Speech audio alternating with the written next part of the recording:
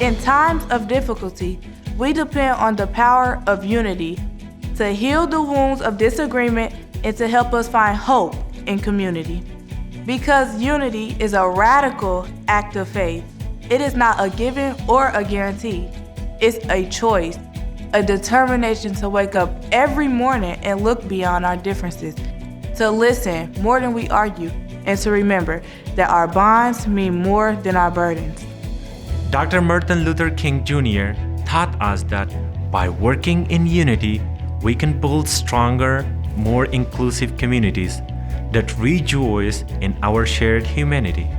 His words inspire us to take action, to roll up our sleeves in service and volunteer our time to support one another, to see the needs of the neighborhood and not cast blame, but simply reach out a hand to uplift our fellow men. Dr. King's legacy reminds us that unity does not always come easy, but it is always worth the effort to build bridges rather than barriers. By working together, we can overcome our division, drive meaningful change, and build a better future for all Hoosiers, regardless of race, gender, or creed. At the Indiana Civil Rights Commission, we encourage you to walk in the light of compassion and foster harmony within our community.